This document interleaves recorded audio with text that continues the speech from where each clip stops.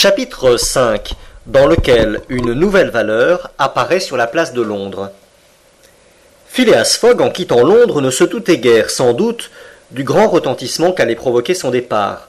La nouvelle du pari se répandit d'abord dans le Reform Club et produisit une véritable émotion parmi les membres de l'honorable cercle. Puis du club, cette émotion passa aux journaux par la voix des reporters et des journaux au public de Londres et de tout le Royaume-Uni.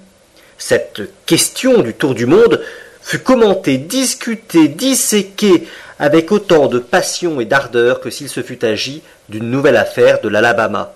Les uns prirent parti pour Phileas Fogg, les autres, et ils formèrent bientôt une majorité considérable, se prononcèrent contre lui. Ce tour du monde à accomplir autrement qu'en théorie et sur le papier, dans ce minimum de temps avec les moyens de communication actuellement en usage, ce n'était pas seulement impossible, c'était insensé. Le Times, le Standard, l'Evening Star, le Morning Chronicle et 20 autres journaux de grande publicité se déclarèrent contre Mr. Fogg. Seul, le Daily Telegraph le soutint dans une certaine mesure. Phileas Fogg fut généralement traité de maniaque, de fou, et ses collègues du Reform Club furent blâmés d'avoir tenu ce pari qui accusait un affaiblissement dans les facultés mentales de son auteur. Des articles extrêmement passionnés mais logiques parurent sur la question. On sait l'intérêt que l'on porte en Angleterre à tout ce qui touche à la géographie. Aussi n'était-il pas un lecteur à quelque classe qu'il appartint qui ne dévora les colonnes consacrées au cas de Phileas Fogg.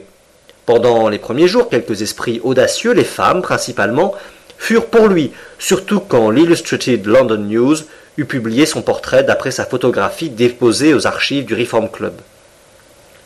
Certains gentlemen osaient dire « Hé hé, pourquoi pas après tout ? On a vu des choses plus extraordinaires. » C'étaient surtout les lecteurs du Daily Telegraph. Mais on sentit bientôt que ce journal lui-même commençait à faiblir.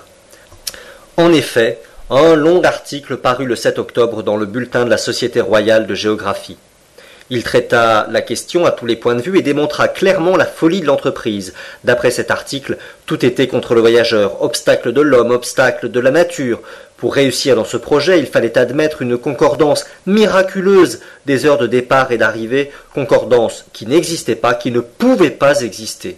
À la rigueur, et en Europe, où il s'agit de parcours d'une longueur relativement médiocre, on peut compter sur l'arrivée des trains à heure fixe.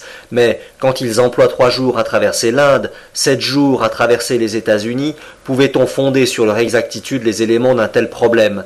Et les accidents de machines, les déraillements, les rencontres, la mauvaise saison, l'accumulation des neiges, est-ce que tout n'était pas contre Phileas Fogg? Sur les paquebots, ne se trouvait-il pas pendant l'hiver à la merci des coups de vent ou des coups de brouillard? Est-il donc si rare que les meilleurs marcheurs des lignes transocéaniennes éprouvent des retards de 2 ou 3 jours? Or, il suffisait d'un retard, un seul, pour que la chaîne de communication fût irréparablement brisée. Si Phileas Fogg manquait, ne fût-ce que de quelques heures, le départ d'un paquebot, il serait forcé d'attendre le paquebot suivant, et par cela même son voyage était compromis irrévocablement. L'article fit grand bruit. Presque tous les journaux le reproduisirent et les actions de Phileas Fogg baissèrent singulièrement. Pendant les premiers jours qui suivirent le départ du gentleman, d'importantes affaires s'étaient engagées sur l'aléa de son entreprise. On sait ce qu'est le monde des parieurs en Angleterre, monde plus intelligent, plus relevé que celui des joueurs. Parier est dans le tempérament anglais. Aussi, non seulement les divers membres du Reform Club établirent-ils des paris considérables pour ou contre Phileas Fogg, mais la masse du public entra dans le mouvement. Phileas Fogg fut inscrit comme un cheval de course à une sorte de studbook. On en fit aussi une valeur de bourse qui fut immédiatement cotée sur la place de Londres. On demandait, on offrait du Phileas Fogg, ferme-moi prime, et il se fit des affaires énormes.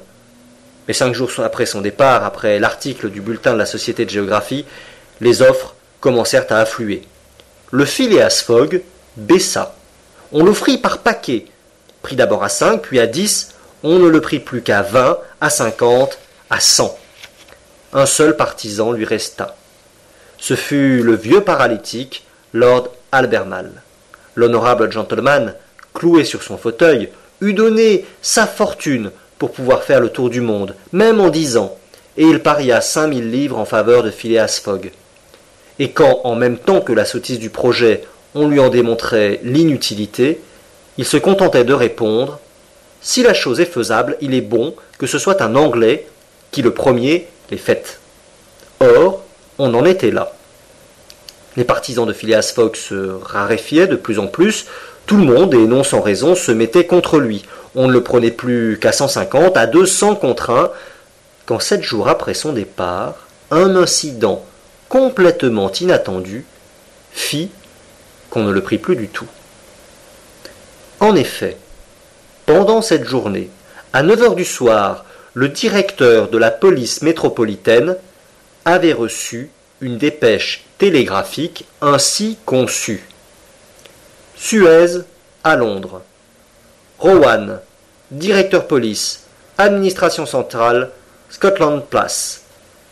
Je file, voleur de banque, Phileas Fogg, envoyé sans retard, mandat d'arrestation à Bombay, Inde anglaise.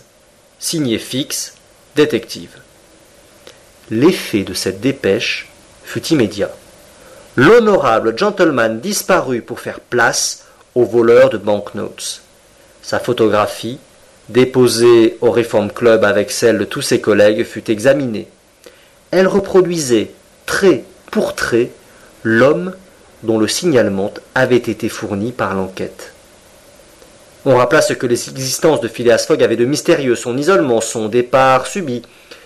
Et il parut évident que ce personnage, prétextant un voyage autour du monde et l'appuyant sur un pari insensé, n'avait eu d'autre but que de dépister les agents de la police anglaise.